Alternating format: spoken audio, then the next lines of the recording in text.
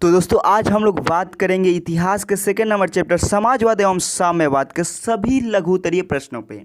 Total सभी लघु उत्तरीय प्रश्न पे जो कि सबसे सरल और सबसे आसान भाषा होगा, यानी अपने लैंग्वेज में होगा, जो कि आप लोग पढ़कर खुद से समझ सकते हैं। तो इसका पीडीएफ फाइल भी आप लोगों को मिल जाएगा। पीडीएफ फाइल का क्या मतलब, पीडीएफ फाइल के लिए क्या करना है, सारी चीज़ें आप लोगों को वीडियो में बताएंगे। तो चलिए इस वीडियो को स्टार्ट करते हैं।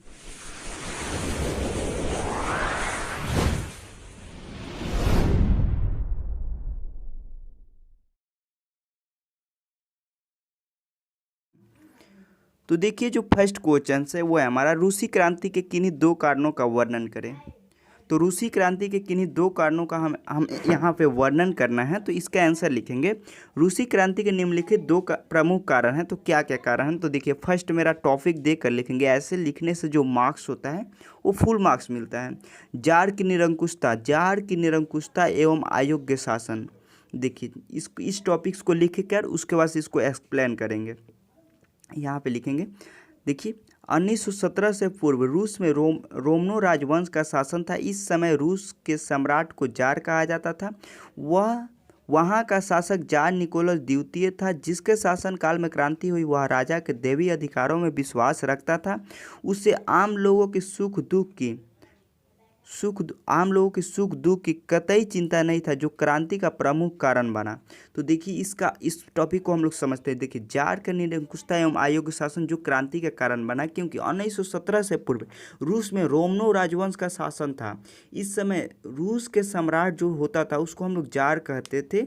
वहाँ का शासक जार निकोलस द्वितीय था, जिसके शासनकाल में क्रांति होता है।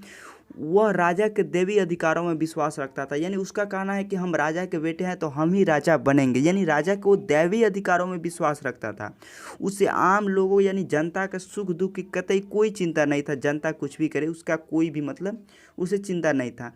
ये कंडीशन जो कि जार की रूसी क्रांति का कारण बनता है। जो सेकेंड नंबर जो है हमारा, वो है सेकेंड नंबर कारण मजदूरों की दयनीय स्थिति। तो मजदूरों की दयनीय स्थिति, इसको आप लोग समझिए। रूस में मजदूरों की स्थिति अत्यंत दयनीय थी। उन्हें अधिक काम करना पड़ता था, परंतु उनकी मजदूरी काफ़ी कम थी। उनके साथ दुर्व्यवहार किया जाता था। वह अपने स्थिति से संतुष्ट नहीं थे, क्योंकि उनसे 8 घंटे की जगह 12 घंटे काम कराया जाता था, जो रूसी क्रांति का कारण बना। ये काफ़ी सिंपल है। मजदूरों की दयनीय स्थिति, ये टॉपिक दे देना है, उसके बाद से लिखना है रूस में मजदूरों की स्थिति अत्यंत दयनीय थी। कैसे? क्योंकि उन्हें जो है वो अधिक काम करना पड़ता था, परंतु उनकी मजदूरी काफ़ी कम थी। उनके साथ दुर्व्यवहार किया जाता था। वह अपने स्थिति से संतुष्ट नहीं थे, क्योंकि 8 घंटे की जगह 12 घंटे काम कराया जाता था, जो क्रांति का कारण बना। तो ऐसी स्थिति में तो क्रांति होगा ही, क्योंकि इनके साथ दुर्व्यवहार हो रहा था। तो फर्स्ट क्वेश्चन उम्मीद है आप लोग समझ गए होंगे। तो जल्दी चलते हैं सेकेंड नंबर क्वेश्चन की ओर। तो देखिए सेकेंड नंबर मेरा क्वेश्चन है, रूसीकरण की नीति क्रांति हेतु कहाँ तक उत्तरदायी था? रूसीकरण की नीति क्रांति हेतु कहाँ तक उत्तरदायी था? तो देखिए ये जो है वो मैंने अपने नोट्स बुक से तैयार किया इस क्वेश्चंस को हिंदी में पीडीएफ में लिख कर, इसीलिए थोड़ा बहुत यहाँ पे प्रॉब्लम्स आपको देखने को मिलेगा, बट कोई बात नहीं, यहाँ पे बुक का लैंग्वेज आप लोगों को नहीं मिलेगा। सोवियत रूस एक बड़ा देश था, जिसमें अलग अलग जातियों के लोग रहते थे। देखिए सोवियत रूस जो है वो एक बहुत बड़ा देश था, जिसमें अलग अलग जातियों के लोग रहते थे, जैसे फिन, पोल, जर्मन, यहूदी। इनका रीति रिवाज भिन्न भिन्न था, यानी रीति रिवाज जो होता है ना, अलग अलग धर्म के मानने वाले लोग थे, तो इनका रीति रिवाज भी अलग अलग था।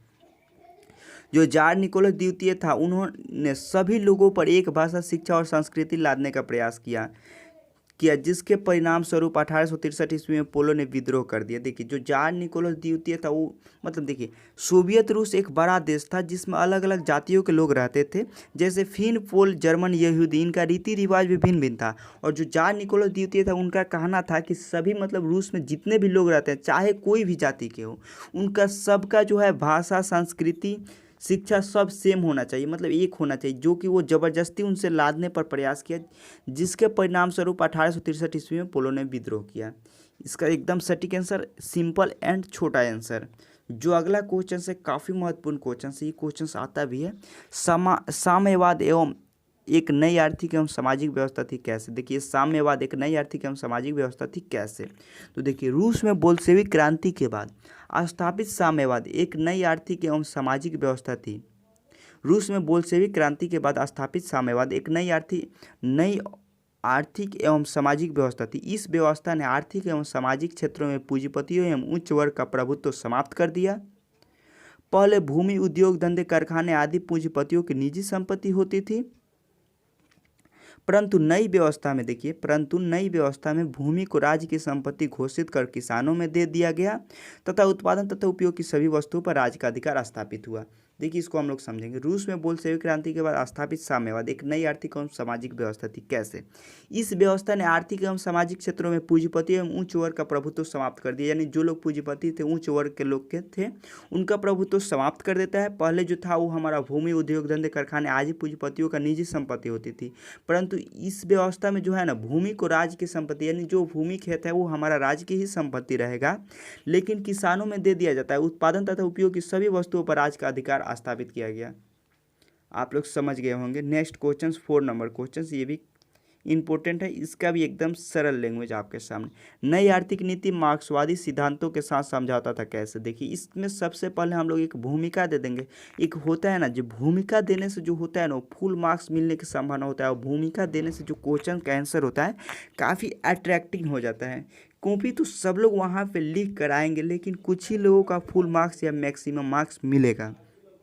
तो देखिए, इसका आंसर लिखेंगे, लेनिन एक स्वप्नदर्शी विचारक नहीं अपितु वह एक व्यवहारिक राजनीतिज्ञ था। क्योंकि लेनिन जो था वो कामचोर यानी स्वप्नदर्शी नहीं था, वह एक व्यवहारिक राजनीतिज्ञ था। उसने 1921 ईस्वी में नई आर्थिक नीति की घोषणा की, जिससे मार्क्सवादी मूल्य से कुछ हद तक समझौता करना पड़ा। देखिए, यहाँ से एक ऑब्जेक्टिव पूछता है, जो 1921 नई आर्थिक नीति कब लाई गई? 1921 ईस्वी में। इससे आप लोग ध्यान रखिएगा। तो इसका जो कंडीशन है वो हमारा ये है, किसानों से अनाज ले लेने के स्थान पर एक निश्चित कर लगाया गया। यानी जो किसान से अनाज लिया जाएगा उसके जगह पर एक निश्चित कर लगाया गया, यानी दाम लगाया गया। उसके बाद से सेकेंड, यहाँ पे 2 टॉपिक ही लिख देंगे, काफ़ी है। 20 से कम कर्मचारी वाले, देखिए, जो 20 से कम कर्मचारी वाले उद्योग को व्यक्तिगत रूप से चलाने का अधिकार मिल गया। यानी जिस उद्योग में 20 से कम लोग काम करते हैं उसको व्यक्तिगत रूप से चलाने का अधिकार मिल गया। उसके बाद से थर्ड नंबर जो होता है वो हमारा विदेशी पूंजी भी सीमित तौर पर आमंत्रित की गई। यानी विदेशी पूंजी जब आमंत्रित की जाएगी तो सिंपल सी वहाँ पे बात है, रोजगार का अवसर खुलेगा, और जब रोजगार का अवसर खुलेगा तो वहाँ से बेरोजगारी भागेगी। तो चलिए नेक्स्ट क्वेश्चंस देखिए, 5 यानी लास्ट क्वेश्चंस आपके सामने है। ये क्वेश्चंस है काफ़ी मतलब महत्वपूर्ण, तो काफ़ी महत्वपूर्ण नहीं बता सकते, ये सारी चीज़ें महत्वपूर्ण कौन क्वेश्चंस भी आई है सारे आप लोग मेरे चैनल पे बंद कर रहिए। और जिन लोगों को ये PDF चाहिए वो लोग कमेंट्स कीजिए। वो लोग क्या कमेंट्स करेंगे? जिन लोगों को इस PDF चाहिए वो लोग कमेंट करेंगे DS, वो लोग कमेंट करेंगे DS। जिन लोगों को PDF चाहिए वो लोग DS कमेंट करेंगे, यानी डाटा स्टडी। ये DS जो लोग DS कमेंट्स करके उसके बाद से मेरे WhatsApp पे पर्सनली मैसेज करेंगे, उन्हीं लोगों को ये PDF प्रोवाइड कराया जाएगा। देखिए 5 नंबर क्वेश्चन है, प्रथम विश्व युद्ध में रूस की पराजय क्रांति का मार्ग प्रशस्त किया। कैसे? देखिए, इसका आंसर लिखेंगे, प्रथम विश्व युद्ध जो है वो 1914 से 1918 तक चला, जिसमें रूस भी मित्र राष्ट्रों की ओर से शामिल था। परंतु इस युद्ध में रूस की सेना चारों तरफ से हार हो रही थी, क्योंकि उनके पास ना ही अच्छे हथियार थे और ना ही पर्याप्त भोजन की सुविधा। और अब युद्ध के मध्य में, अब देखिए क्या होता है, युद्ध के जो मध्य होता है उसमें जार निकोलस द्वितीय अपने सेना का नेतृत्व करने के लिए मैदान में पहुंचा और वह सेना का कमान अपने हाथों में ले लिया। परिणाम स्वरूप उसकी अनुपस्थिति में जरीना जार निकोलस द्वितीय की पत्नी जो थी और उसके जो तथा कथित गुरु राजपुटिन को षड्यंत्र करने का मौका मिला, जिसके कारण राजतंत्र की जो प्रतिष्ठा थी वो और नीचे गिर गया, जो क्रांति का मतलब तत्कालिक कारण बना। देखिए, जो प्रथम विश्व युद्ध होता है 1914 से 1918 के बीच, उसमें जो है रूस भी शामिल होता है मित्र राष्ट्रों की तरफ से, लेकिन रूस के पास ना ही भोजन था ना ही अच्छे हथियार थे, जिसके कारण उसके सेना की लगातार मृत्यु हो रही थी। इसी के कारण जो है जार निकोलस द्वितीय अपना जो राजमहल था वो छोड़कर चला जाता है युद्ध भूमि में। और जो जार निकोलस द्वितीय जब राजमहल से चला जाता है तो राजमहल खाली पड़ जाता है।